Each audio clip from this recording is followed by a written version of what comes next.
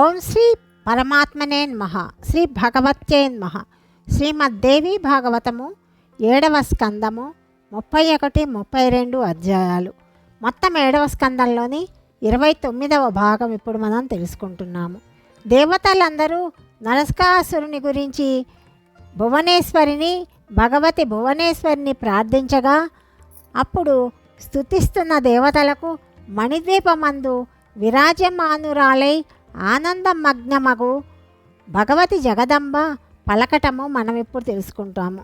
శ్రీదేవి ఇలా పలుకుతున్నది: దేవతలారా, మీరు ఏ ప్రయోజనమును ఆశించి ఇక్కడికి వచ్చారో చెప్పండి. నేను భక్తుల కోర్కెలను తీర్చు కల్పవృక్షమును. వరములివ్వటము నా సహజ గుణము. నేను ఉండగా భక్తి పరాయణులకు మీరు చింతించవలసిన అవసరము లేదు. నేను నా భక్తులను ఈ దుఃఖముతో కూడిన సంసార సాగరము నుండి ఉద్ధరిస్తాను. మహానుభావులైన దేవతలారా, మీరు నా ప్రతిజ్ఞను సత్యమని అనుకోండి.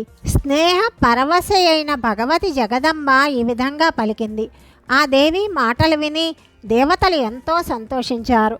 రాజా, ఇప్పుడు వారు నిర్భయులై తమ దుఃఖాన్ని వినిపిస్తున్నారు. పరమేశ్వరి, 3 లోకములందు మీకు తెలియనిది ఏదీ లేదు. నీవు సర్వజ్ఞురాలవు, సకల సాక్షి స్వరూపిణివి. శివే, తారకుడను పేరుగల గొప్ప దైత్యుడు రాత్రింబవళ్ళు మమ్మల్ని కష్టపెడుతున్నాడు. శంకరుని పుత్రుని ద్వారా అతడు మరణించునన్న విషయము బ్రహ్మ నిర్ణయించాడు. మహేశ్వరి, ఇప్పుడు ఆ శంకరుడు పత్ని లేకుండా కాలము గడుపుతున్నాడు. ఇది కూడా నీకు తెలియనిది కాదు. మేము అల్పబుద్ధులము. సర్వజ్ఞాన సంపన్నురాలవైన నీ సన్నిధిని ఏమి విన్నవించుకోగలము? అంబిక, ఇందులకే మేము ఇక్కడికి వచ్చాము. దేవి, నీ చరణ కమలములయందు మాకు అచంచలమైన భక్తి ఉండాలని దేహరక్షణ కోసమే మా ఈ 2వ ప్రార్థన. రాజా, దేవతల మాటలు విని భగవతి పరమేశ్వరి ఇలా చెప్తున్నది: దేవతలారా, గౌరీ అను పేరుతో నా శక్తి ఖ్యాతి వహించింది. ఆమె హిమాలయుని ఇంట ప్రకటితమవుతుంది. భగవంతుడకు శివునితో ఆమెకు సంబంధము కలుగునట్లు మీరు ప్రయత్నము చేయండి. ఆ దేవియే మీ కార్యమును నెరవేరుస్తుంది. ఆమె చరణ కమలములందు మీకు భక్తి కుదుర్చుకొని ఉండాలి. హిమాలయుడు కూడా భక్తితో నన్ను ఉపాసించాలి. అతని ఇంట గౌరీ జన్మిస్తుంది. ఆమె నాకు ఎంతో ప్రియమైనది. మీ అభీష్టము నెరవేరుతుంది. వ్యాస మహర్షి చెప్తున్నాడు: రాజా, హిమవంతుడు కూడా పరమేశ్వరి కృపాపూర్ణ వచనములు విన్నాడు. అతని గొంతు బొగ్గురుపోయింది. కనుల నుండి నీరు స్రవిస్తున్నాయి. దేవితోటి ఈ విధంగా అంటున్నాడు: జగదంబ, నా మీద మీకు అపారమైన దయ కలిగింది. నన్ను అందరికంటే గొప్ప వ్యక్తిని చేయడానికి మీరు ప్రయత్నిస్తున్నారు. ఇదేమిటో జడపర్వతమగు నేనెక్కడా? సద్రూపవు చిన్మయివి భగవతివి నీవెక్కడ? అనగురాలా, నేను 100 జన్మలు అశ్వమేధ యాగములు చేసినా, నిన్ను ధ్యానించిన నేను నీ తండ్రినగుట పూర్తిగా అసంభవము. ఇది నీ యొక్క అహైతుక కృపయే అవుతుంది. ఇప్పుడు జగత్తునందు నా కీర్తి వ్యాపిస్తుంది. జగదంబ హిమవంతుని పుత్రికయని ప్రజలు చెప్పుకుంటారు. ఎవరి ఇంట భగవతి జగదంబ కన్యకగా ప్రకటితమవుతుందో అట్టి వాణిని ఎవ్వరితోని పోల్చలేము. అతడు ఎంతో సౌభాగ్యవంతుడవుతాడు, ధన్యవాదములకు పాత్రుడవుతాడు. ఆ తల్లి ఉదరమునందు కోట్ల కొలది బ్రహ్మాండములు విరాజమానములై ఉన్నాయి. నా పితరులు పుణ్యాత్ములవుతారు. వారి వంశమునందు నా వంటి పుత్రుడు ఉదయించాడు. ఆమె నివసించటానికి శ్రేష్ఠ స్థానం ఎక్కడ కలదో నేనెరుగను. తల్లి, నీవు స్నేహవశమున దయతో నాకు గౌరికి తండ్రివగు సదవకాశాన్ని ప్రసాదించావు. అలాగే సకల వేదాంతములకు సిద్ధాంత రూపమగు నీ స్వరూపమును కూడా వర్ణించు. పరమేశ్వరి, నాకు భక్తిని, యోగమును, స్మృతికి సంబంధమైన జ్ఞానమును లభించుట కూడా నీ కృప మీదనే ఆధారపడి ఉన్నది. వ్యాస మహర్షి చెప్తున్నాడు: రాజా, హిమవంతుని మాటలు విని భగవతి జగదంబ ముఖకమలము ఆనందముతో వికసించింది. ఆ దేవి శృతులయందు దాగి ఉన్న రహస్యమును ప్రతిపాదించటానికి ఉద్యుక్తురాలయ్యింది. దేవతలారా, సావధానముగా నా మాటలు వినండి. వాటిని వినిన వెంటనే మీకు నా సారూప్యము సిద్ధిస్తుంది. ఓ పర్వతరాజా, ఈ సృష్టికి పూర్వము నేనొక్కతనే ఉన్నాను, ఇతరములేవీ లేవు. అట్టి నన్ను ఆత్మరూపమని, చిత్తని, ఆనందమయ పరబ్రహ్మమని, జ్ఞానమని అంటారు. ఆత్మ అనుమానమునకు, సర్వలక్ష్యమునకు, ఉపమానమునకు, జనన మరణాది వికారములకు అతీతము. ఆ రూపము నుండి ఒకానొక శక్తి స్వయముగా ప్రకటితమయ్యింది. దానికి మాయ అని పేరు వచ్చింది. ఆ మాయ సత్తు కాదు, అసత్తు కూడా కాదు. సదసత్తుల భేదము దానికి లేదు. ఒకానొక విలక్షణమైన వస్తువే అది. అగ్నియందు ప్రకాశము, చంద్రుని యందు వెన్నెల, రవి నుండి కిరణములు వెలువడినట్లుగా మాయ నా ఆత్మస్వరూపము నుండి సహజముగానే ప్రకటితమయ్యింది. అది నా శక్తి యొక్క అంశయే. శక్తిని నిశ్చితముగా నా సహచరి అని అనుకోవాలి. జీవుల జనన మరణములు ఆ శక్తి యొక్క కర్మలే. ప్రళయకాలమున ఏ కొంచెము కూడా భేదము లేదు. అన్నీ కూడా ఆ శక్తి యందు లయమవుతాయి. అది నా శక్తియే. ఆ శక్తి యొక్క సహయోగమున నేను బీజరూపమున పరిణితమైనాను. ఆ శక్తియే అప్పుడు నాకు ఆధారము, ఆవరణము. అందువలన దాని యొక్క కొద్దిపాటి దోషము నాయందు కూడా ప్రవేశించింది. నా బీజాత్మక రూపచైతన్యము బ్రహ్మ సహయోగముతో నిమిత్త కారణమయ్యింది. ఈ ప్రపంచ పరిణామములు మాయ అంటే సమవాయి, సమవాయి కారణమవుతుందని చెప్పబడుతుంది. కొంతమంది ఆ శక్తిని తప అని అంటారు. మరి కొంతమంది తమము అని కూడా అంటారు. జడమని కూడా పలుకుతుంటారు. శైవ శాస్త్ర తత్వ దార్శనికులు ఆ శక్తిని జ్ఞానమని, మాయయని, ప్రకృతి అని, ప్రధానమని, శక్తి అని, అజాయని వివిధ విధములుగా పలుకుతారు. శైవాగమ విశారదులు దీనిని విమర్శ అంటారు. వేద తత్వార్థ నిపుణులు దీనిని అవిద్యాయని అంటారు. ఈ విధముగా మాయకు నిగమాగమముల యందు అనేక నామములు ఉన్నాయి. మాయ దృశ్యమగుట వలన జడమని, జ్ఞానమును నశింపచేయుట వలన అసత్తు, మిథ్యయని కూడా అంటారు. చైతన్యము దృశ్యము కాదు. అది చూడటానికి వీలైతే జడమని చెప్తారు. చైతన్యము స్వయం ప్రకాశకము. ఇతర దేని వలన అది ప్రకాశితము కాదు. కొంతమంది ప్రకాశమే ప్రకాశమును కలుగజేస్తుందని చెప్తుంటారు. ఇట్లా కాదు. ఇందు అవస్థాదోషం ఏర్పడుతుంది. ఒకే కాలమున ఒకే వస్తువునకు కర్తృత్వము, కర్మత్వము ఉండవు. కాబట్టి చైతన్యము దీపములాగా స్వయం ప్రకాశకమని తెలుసుకోవాలి. నా రూపము స్వయం ప్రకాశకము. పర్వతరాజా, ప్రకాశము ఇతరులను అభివ్యక్తము చేయుటలో ఉపయోగపడుతుంది. అందువలన ఆ జ్ఞానస్వరూపము నిత్యము, సత్యము. జాగ్రత్త, స్వప్న, సుషుప్తులయందు దృశ్యమునకు వ్యభిచార దోషము కలుగుతుంది.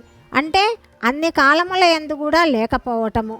ఈ జాగ్రత్త, స్వప్న, సుషుప్తి వ్యవస్థల్లో దృశ్యానికి అన్ని కాలములలో లేకపోవటము కలుగుతుంది. కానీ దివ్య జ్ఞానమునకు ఎప్పుడు కూడా వ్యభిచారం అనేది ఉండదు. అంటే అన్ని కాలముల యందు ఉండకుండుట ఉండదు. అది అన్ని కాలములలోనూ దివ్య జ్ఞానము ఉంటుంది. శాస్త్రములు తెలిసిన వారు జ్ఞానము నిత్యమని, పరమ ప్రేమకు నిలయమని, అది సచ్చిదానంద రూపమని చెప్తారు. ఆ ఆనందము పరమ ప్రేమయందే ఉంటుంది. కాబట్టి నేనున్నానందుట కంటే నేను బాగున్నానని చెప్పుట సమంజసం అనిపిస్తుంది. అందువలన జగము మిథ్యయగుట వలనను నాకు సంగదోషము లేదు. అందువలన నా రూపమునందు అపరిచ్ఛిన్నత కూడా సిద్ధిస్తుంది. జ్ఞానము ఎప్పుడు కూడా ఆత్మధర్మము కాదు.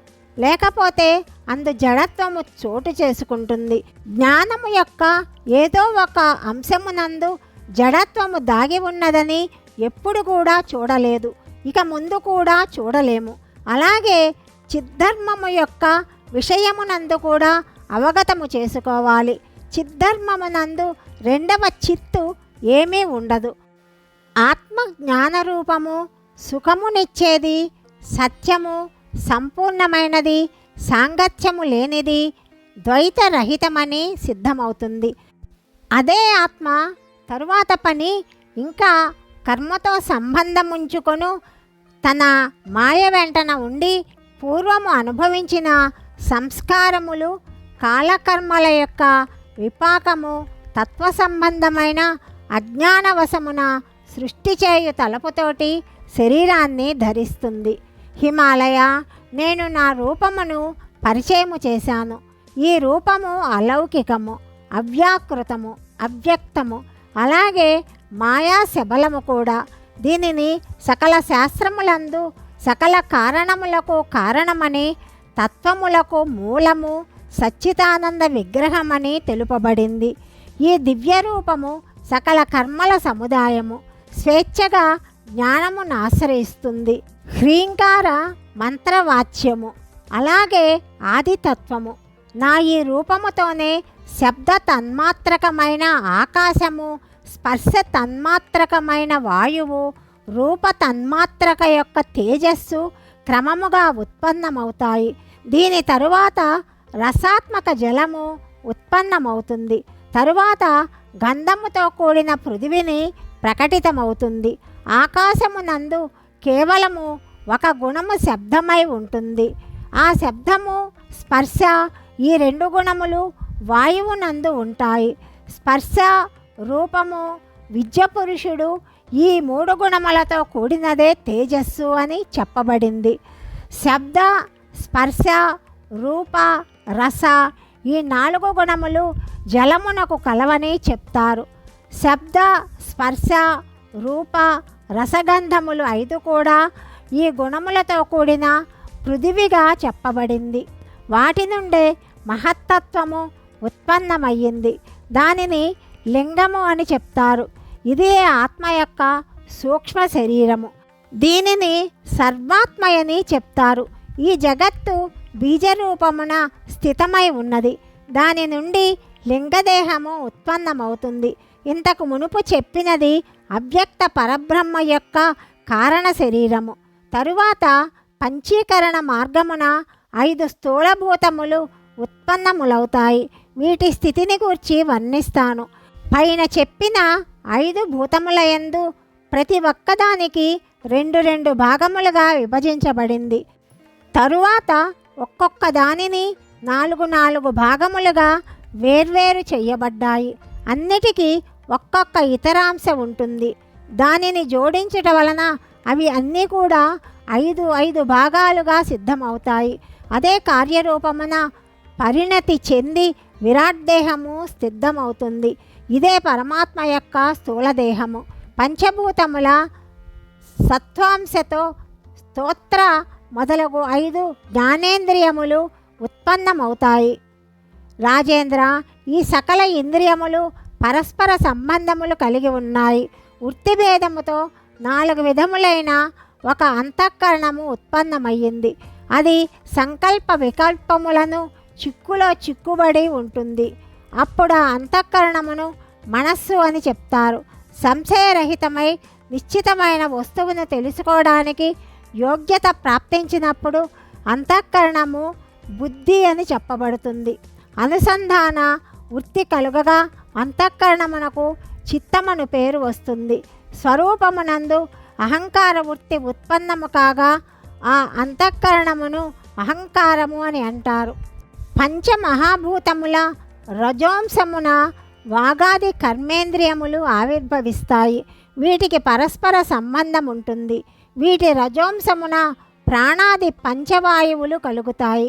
ఆ వాయువులతో ప్రాణము హృదయమందును, అపానము గుహ్యమందును, సమానము నాభియందును, ఉదానము కంఠమునందును, వ్యానము సమస్త శరీరమునందున విరాజమానమై ఉంటుంది.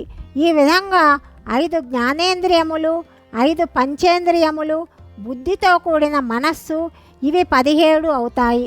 ఇవి సూక్ష్మ శరీర రూపమున పరిణతమవుతాయి. ఇవియే సూక్ష్మ శరీరము. లింగ శరీరం అని కూడా చెప్పబడుతుంది. అందలి ప్రకృతి 2 విధములుగా ఉంటుంది. అందు సర్వాత్మకమైన ప్రకృతిని మాయగా, గుణమయమగు ప్రకృతి అవిద్యగా పేర్కొనబడింది. తన్నాశ్రయించిన దానిని రక్షించేది మాయ అనబడుతుంది. మాయ యందలి పరమాత్మ ప్రతిబింబమును ఈశ్వరుడు అంటారు. ఆ ఈశ్వరునకు పరబ్రహ్మ యొక్క సంపూర్ణ జ్ఞానం ఉంటుంది. ఆ ఈశ్వరుడు సర్వజ్ఞుడు, సర్వమునకు కర్త, సర్వమును అనుగ్రహించువాడు. పర్వతరాజా, మలినము సత్వప్రధానమునందు ప్రతిబింబమై పరమాత్మ ఉండే అట్టి ప్రతిబింబమును జీవుడని, చైతన్యమని అంటారు. జీవుని యందు సకల సుఖదుఖములు బాసిల్లుతుంటాయి. మునుపు చెప్పిన 3 శరీరములతో ఈశ్వరునకు, జీవునకు ఇరువురికి సంబంధం ఉంటుంది. ఈ ఇరువురికి విద్య వలన 3 దేహములుంటాయి. తమ తమ 3 దేహములందు వీరికి దేహాభిమానం ఉంటుంది. అందువలన వీరికి 3 పేర్లు ఉంటాయి. కారణ దేహాభిమానుడైన జీవుడు ప్రాజ్ఞుడని పిలువబడతాడు. సూక్ష్మ దేహాభిమానుడైన జీవుడు తైజసుడు అనబడతాడు. స్థూల దేహాభిమానుడైనప్పుడు విశ్వడు అని పేర్కొంటాడు. ఇదే విధముగా ఈశ్వరుడను పైన చెప్పిన అభిమానములను వరుసగా ఈశుడు, సూత్రాత్మ, విరాట్టు అని చెప్పబడుతుంది. వీరిరువురిలో జీవుడు వ్యష్టి రూపుడు, వ్యష్టి దేహాభిమానుడు, ఈశ్వరుడు సమిష్టి దేహాభిమాని. ఆ సర్వేశ్వరుడు కేవలము జీవులను అనుగ్రహించు కోరిక కలిగి ఉంటాడు. తన కోరికను సాధించడానికి పరమేశ్వరుడు ఈ విశ్వమును చిత్ర విచిత్రముగా తన ప్రభావముతో రచిస్తాడు. ఈ విశ్వము జీవుల యొక్క భోగభాగ్యములకు నిలయము. అతడి సృష్టినంతా కూడా నా శక్తి ప్రేరణ చేతనే నా యందున్నవాడై రచిస్తూ ఉంటాడు. అధ్యాయము 31, 32 సమాప్తము. 33, 34 అధ్యాయాల గురించి తదుపరి భాగంలో తెలుసుకుందాం. సర్వం శ్రీకృష్ణార్పణమస్తు.